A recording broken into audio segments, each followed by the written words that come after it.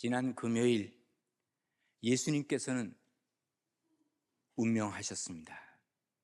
그리고 나서 아리마대 사람 요셉이 예수님의 시신을 인계받아서 장사를 지냈습니다. 그런데 급하게 장사를 지낼 수밖에 없었습니다. 왜냐하면 이제 안식일이 오거든요. 안식일이 오면은 아무도 움직이지 못합니다. 그러니까 안식일이 되기 전에 빨리 시신을 수습해야 되거든. 그래서 예수님을 장사 지냈는데 사람들 생각은 아이고 애도하는 시간도 없었어. 아이고 장례식도 제대로 못했어. 그리고 분위기 자체가 그렇게 십자가에 죽으신 분을 어떻게 장례를 할 수가 있겠어요? 그러니까 대충 수습을 한 것이겠죠. 사람들은 굉장히 아쉬움을 갖게 되었을 것입니다. 그리고 나서 이제 안식일이 지나자마자 새벽에 여인들이 향품을 가지고 예수님의 시신에다가 좀 놔두려고 왔어요. 무조건 왔습니다. 그런데 어떻게 되었습니까? 그 무덤 문이 열려 있던 것입니다. 시신은 사라졌습니다. 야, 이거 어떻게 된 일이야? 그런데 천사들이 얘기해 주잖아요. 너희들이 찾던 예수님은 바로 다시 살아나셨다라고 하는 것을 얘기해 주고 있는 거예요. 그 이후에 예수님 부활하셔서 많은 사람들에게 나타나 주셨죠. 그래서 고린도전서 15장 4절에 보면 이렇게 기록합니다. 장사 지낸 바 되었다가 성경대로 사흘 만에 다시 살아나셔서 누구죠? 베드로에게 나타나셨어요. 그리고 후에 12제자에게도 나타나셨어요. 그리고 그 후에 500여 형제들이 일시에 보여주셨어요. 그리고 그 중에 지금 사도 바울이 살아있는 그때까지 대다수는 살아있고 어떤 사람은 잠들었어요. 그런데 그 후에 야고보에게도 보이셨고 그 후에 모든 사도들에게와 그리고 맨 나중에 만삭되지 못하여 난 자 같은 내게 누구예요? 사도 바울에게도 부활하신 예수님이 나타나셔서 보여주셨다라고 기록을 하고 있는 것입니다. 예수님은 확실하게 부활하신 것이 틀림이 없어요. 왜? 여러 사람들이 부활하신 예수님을 봤거든요. 그러면 예수님께서 왜 부활을 하셨나? 다시 시작하자는 거예요. 다시 시작하자. 그러면 그때의 메시지가 이것을 확인시켜 줍니다. 자, 부활절의 첫 번째 메시지가 뭐겠어요? 예수님 다시 사셨습니다 하는 것이 첫 번째 메시지란 말이에요. 오늘 본문 5절과 6절에 보면 이것을 기록을 하고 있죠. 천사가 여자들에게 말하여 이르되, 지금 여자들이 무덤에 갔단 말이에요. 시신이 없어요. 두려워했어요. 그때 천사들이 뭐라고 얘기하냐면, 너희는 무서워하지 말라. 십자가에 못 박히신 예수를 너희가 찾는 줄 내가 아노라. 그가 여기 계시지 않고 그가 말씀하시던 대로 살아나셨느니라. 와서 그가 누우셨던 것을 보라 라고 천사가 얘기를 하는 거예요. 여러분, 사복음서가 있죠. 마태마가 누가 요한, 여기에 부활 기사가 다 기록이 되어 있습니다. 근데 조금씩 차이가 있어요. 그럼 이게 어떻게 이런 차이가 있는가? 그것은 관점에 따라 다른 거예요. 그래서 이런 복음서를 뭐라 그런다고요? 공관복음. 같은 관점에서 왔지만 그러나 옆에서 보고 이쪽에서 보고 보는 게 조금씩 다른 것을 우리에게 보여주고 있어요. 그러나 내용에 있어서는 전혀 다른 게 없습니다. 우리가 기사를 쓸 때 보면요, 어떤 사람은 동아일보를 좋아하고 어떤 사람은 조선일보를 보고 어떤 사람은 한겨레 신문을 좋아합니다. 똑같은 기사가 조금씩 관점에 따라 다르게 보입니다. 그러니까 오히려 신빙성을 더하는 것입니다. 누가 누구의 책을 베낀 것이 아니고 누가 적으라고 한 대로 적은 것이 아니라 그들이 본 것을 보았기 때문에 예수님의 부활은 확실한 것을 우리에게 보여주고 있는 것이죠. 그렇습니다. 오늘 본문에서 보면 천사가 한 얘기가 있습니다. 너희 예수께서 이전에 말씀하신 대로 다시 살아나셨다. 이것이 바로 뭡니까? 부활의 첫 번째 메시지였습니다. 그러면서 그들은 예수님이 누웠던 것을 확인했습니다. 그리고 달려가서 제자들에게 그걸 알려줬고 제자들이 다시 와서 확인해 보니까 이것이 사실이었습니다. 이전의 부활을 누차 예수님께서는 예고하셨습니다. 그런데 아무도 안 믿었습니다. 안 믿은 게 아니라 뭐예요? 못 믿은 겁니다. 아니, 죽은 사람이 어떻게 다시 살아납니까? 하면서 이성으로는 도저히 믿을 수 없었다라고 하는 얘기죠. 여기 막달라 마리아도 마찬가지입니다. 야, 무덤에 가서 부활하신 예수님 한번 확인하자. 그래서 무덤을 간 거 아닙니다. 그야말로 애도하는 시간도 없었고, 이 한 푼이라도 놔줘야 내 마음의 직성이 풀릴 것 같아. 그래서 그들은 간 겁니다. 그런데 가보니까 뜻밖의 예수님이 부활하신 것을 확인할 수가 있었던 것이죠. 근데 참 아이러니한 게 있습니다. 예수님의 제자들도 마찬가지고 막달라 마리아도 마찬가지고 예수님이 하신 말씀을 기억하지 못했다 그랬어요. 그런데 기억한 사람들이 있습니다. 누군지 아십니까? 마태복음 27장 62절에 보면 이렇게 기록하고 있습니다. 그 이튿날, 예수님이 죽으신 이튿날 준비일 다음 날이라 그랬어요. 그리고 대제사장들, 그리고 누구예요? 바리새인들, 예수님을 십자가에 못 박아 죽은 사람들입니다. 그런데 이들이 함께 빌라도에게 모였어요. 빌라도가 누구예요? 예수를 죽이라고 마지막 결정했던 사람이잖아요. 그 집에 모인 거예요. 그래서 그들이 뭐라 그럽니까? 주여, 주가 누구예요? 원래 하나님이 주님 아닙니까? 예수님이 주인 아닙니까?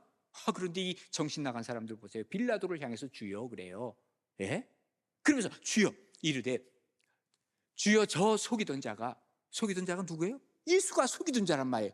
저 속이던 자가 살아있을 때에 뭐라 그랬습니까? 내가 사흘 후에 다시 살아나리라 한 것을 우리가 기억하노니. 오히려 예수님의 제자들은 다 잊어버렸는데 그들은 기억하고 있는 거예요. 대제사장과 바리새인들은 사흘 후에 다시 살아나리라 한 것을 우리가 기억하노니, 그러므로 명령하여 그 무덤을 사흘까지 굳게 지키게 하소서.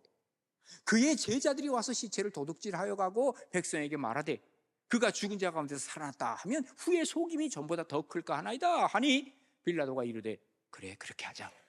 너희에게 경비병 있지? 가서 힘 있는 대로 굳게 지켜. 그러면서 그들이 경비병과 함께 가서 돌을 임봉하고 무덤을 굳게 지켰다 그랬습니다. 굉장히 아이러니죠. 오히려 예수님의 제자들은 예수님이 부활하실 것을 잊어버리고 있었는데 대제사장들과 바리새인들은 오히려 이것을 기억하고 무덤을 굳게 지켰다라고 얘기를 하고 있는 거예요. 예수님의 부활이라고 하는 것은 뭐예요? 이성적으로나 혹은 논리적으로 우리가 알 수 있는 것이 아닙니다. 그러나 실제적인 사건으로 많은 목격자들과 함께 예수님의 부활을 확인했기 때문에 우리가 더 이상 뭐라고 말할 수가 없는 것입니다. 이론적으로는요, 또 우리가 이성적으로는 도저히 알 수 없지만, 그러나 예수님의 부활에 대해서 연구해보고 아무리 연구해봐도 이것은 부인할 수 없는 사실이었다는 거예요. 오히려 믿는 게 더 확실하다고 하는 것을 얘기하고 있는 것입니다. 예수 그리스도께서 부활하셨다, 어마어마한 많은 사람들이 이것을 증명하고 있고 목격했고 봤는데 그걸 어떻게 다른 얘기로 표현할 수가 있겠느냐, 그 말이에요. 그래서 사도 바울은 고린도전서 15장 22절에 이렇게 기록을 하고 있는 거예요. 그리스도께서 죽은 자 가운데서 다시 살아나셨다 전파되었잖아. 너희 중에서 어떤 사람은 어찌하여 죽은 자 가운데서 부활이 없다 그러냐? 난 그런 사람들이 이상하다. 예수님의 부활을 봤는데 왜 없다 그러냐?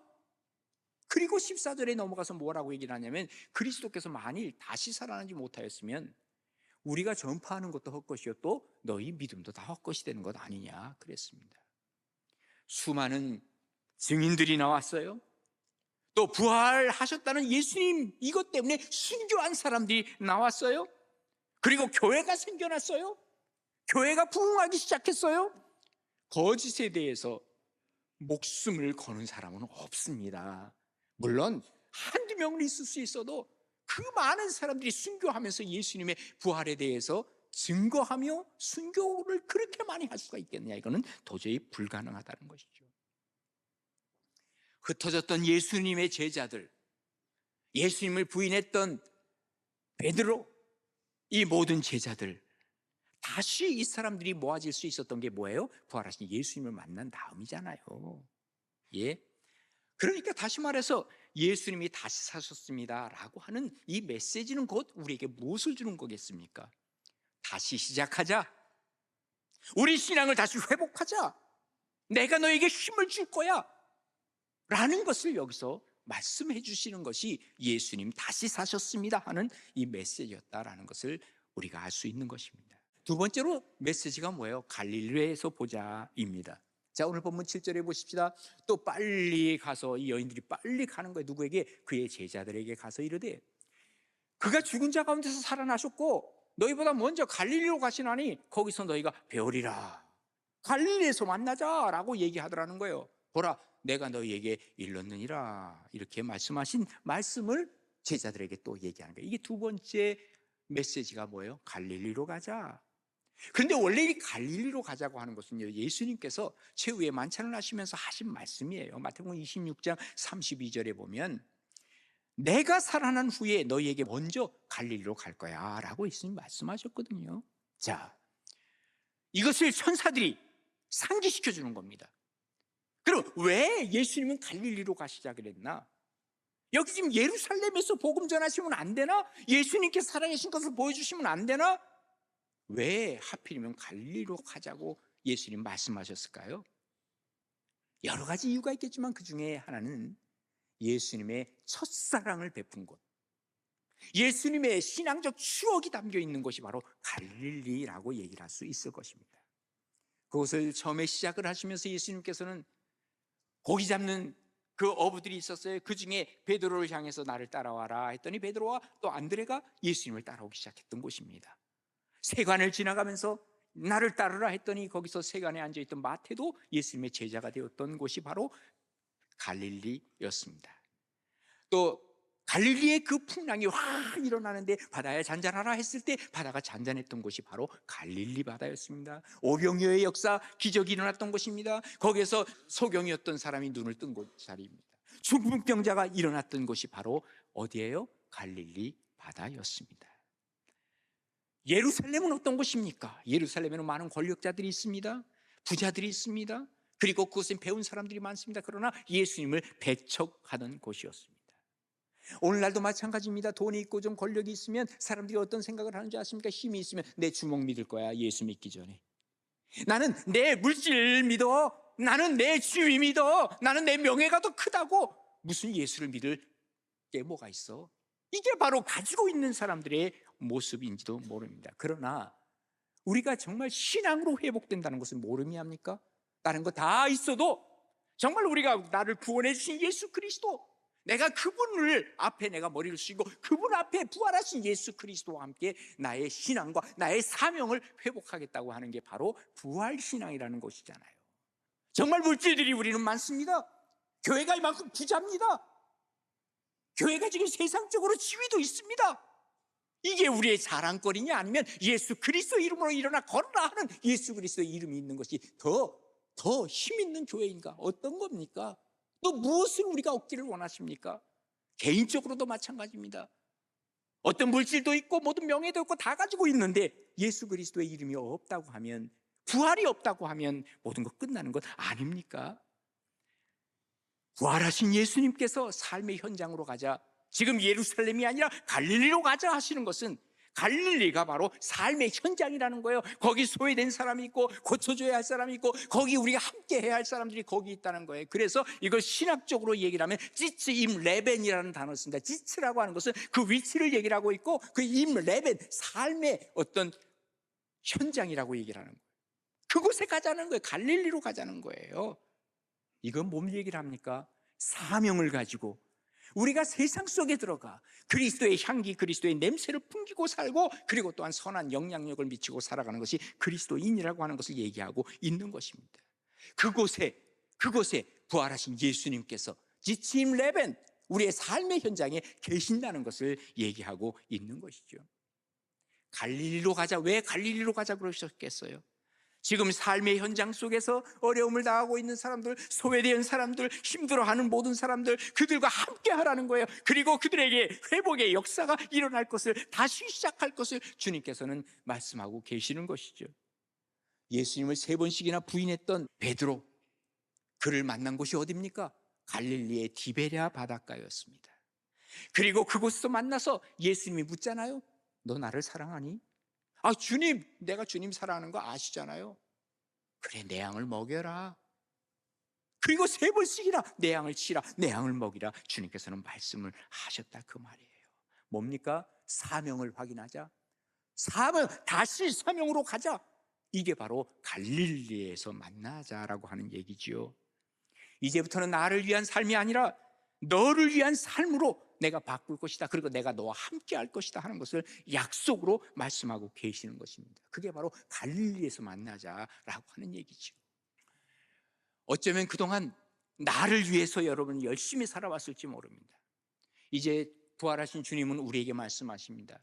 너 자신만을 위한 삶이 아니라 이제는 다른 사람을 위해서 한번 사명을 가지고 한번 살아볼 수 없겠니? 이것이 바로 부활하신 예수님께서 갈릴리로 가자는 것입니다. 예루살렘이 아닌 갈릴리로 가자는 거예요. 여러분, 석가모니는요, 인도 카필라성에서 태자로 태어나지 않았습니까? 그가 어느 날이었습니다. 동쪽에 있는 동문을 향해서 밖으로 나아가는데 중증 환자가 있었습니다. 그 중증 환자를 보는 순간에 아이고, 나도 언젠간 저렇게 중증에 걸릴 수도 있겠네. 아이고, 나가는 거 안 나갈래.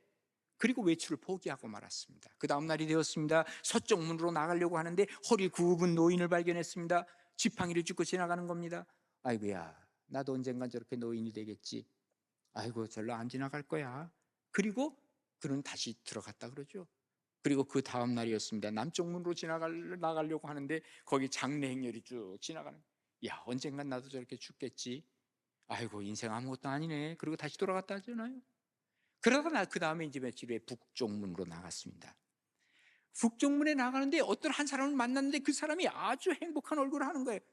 그러니까 그 사람에게 물어보니까 생로병사를 잘 알고 있는 사람이에요. 이야, 여기로구나, 여기로구나. 그래, 이쪽으로 가서 한번 나도 출가를 해야 되겠다 하고 그는 출가를 하신 거예요. 그리고 나서 어떡합니까? 자기의 문제를 해결하기 위해서 해탈을 하는 것이죠. 그래서 자기는 부처가 된 거예요. 해탈했어요. 그가 하는 말은 뭐예요? 너희들도 나처럼 해봐. 너희들도 나처럼 해봐. 그런데 아무리 해도 부처는 하나밖에 없는 거예요. 더 이상 나오질 않는 거예요. 나는 깨달았어도 이 깨달음을 다른 사람에게 줄 수가 없는 거죠. 그러나 우리 예수님은 다른 것이 하나 있어요. 내가 부활했는데 너희들도 부활할 거야. 그리고 내가 부활의 첫 열매고 그 다음에 계속해서 열매가 맺혀질 거야. 그리고 내가 너희를 도와줄 거야. 우리의 신앙에 우리와 함께 하시기 위해서 갈릴리로 가시기로 약속을 하신 것이죠. 갈릴리에 가서 어려운 사람들을 돕고 함께하고 그리고 사명을 다시 한번 확인하라고 우리에게 갈릴리로 초청을 하고 계시는 것입니다. 여러분, 우리가 가야 할 곳이 어디입니까? 우리가 여기 앉아있을 건 아니잖아요. 밖으로 가야 됩니다. 갈릴리가 우리가 가야 할 곳입니다. 가서 뭐합니까? 어려움을 당하고 힘든 사람들에게 우리가 도움을 주고 그리스도의 냄새를, 그리스도의 부활하심을 나눠줄 수 있는 그러한 길로 가자는 거예요. 갈릴리로 가자. 사명을 다시 확인하고 사명을 회복하고 그리고 내가 맡은 사명을 다시 한번 이 세상에서 발휘하고 살아가는 부활의 놀라운 은혜, 이것이 바로 여러분의 것이 되기를 주님의 이름으로 축복합니다. 세 번째 메시지는 뭡니까? 두려워하지 말라는 겁니다. 오늘 본문 5절에 보시면 천사가 여자들에게 말하여 이르되 너희 무서워하지 마. 그리고 십자가에서 못 박힌 예수 너희가 찾지? 한번 봐봐. 부활하셨어. 그리고 나서 8절로 들어가면 그 여자들이 무서움과 큰 기쁨 두 가지가 지금 함께 있는 거예요. 무섭기도 하지만 마음의 기쁨도 있어요. 빨리 무덤을 떠나서 어디로 갑니까? 제자들에게 가서 알리려고 다름질하러 가는 거예요. 그 다음에 예수께서 그들을 만나 이르시되 평안하냐?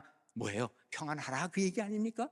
그리고 나서는 여자들이 나아가 그 발을 붙잡고 경배하니 이에 예수께서 이르시되 무서워하지 말라 그랬어요. 그리고 내 형제들에게 갈릴리로 가라 하라. 거기서 나를 버리라. 이렇게 예수님이 말씀하고 계시는 것입니다. 자, 여러분 인생에 있어서 가장 큰 두려움이 뭘까요?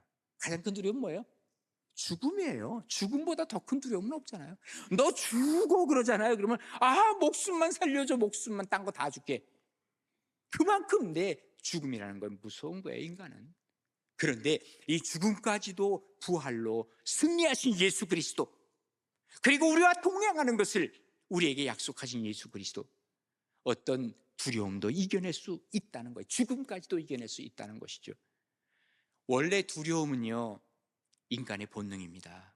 그런데 이 본능을 마귀가 자꾸 이용해서 우리를 조종하려고 하는 것이죠. 현대인들이 두려움을요, 공포라는 표현을 많이 하죠. 여러분 많이 들어봤죠? 포비아라는 말을 많이 합니다. 그래서 현대인들은 이 포비아가 굉장합니다. 그래서 예를 들면 고소공포증이 있는 사람 있죠. 어떤 사람들은요, 좁은 공간에 들어가잖아요. 그럼 막 두려움이 생기는 거예요. 폐쇄공포증이에요. 어떤 사람은 거꾸로 사람이 있어요. 넓은 데 가면 공포를 느끼는 사람이 있어요. 이게 광장공포증이라 그러죠.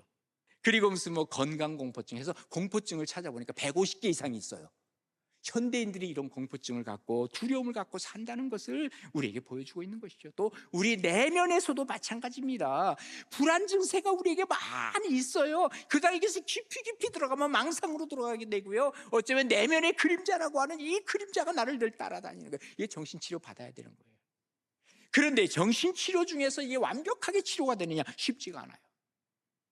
정말 이것을 완벽하게 치료할 수 있다고 한다면, 부활하신 예수 그리스도, 가장 두려운 죽음까지 이겨내신 부활하신 예수 그리스도를 만나는 그 순간부터 모든 것들을 다시 시작할 수 있는 기회가 우리 가운데 올 수가 있다는 것이죠.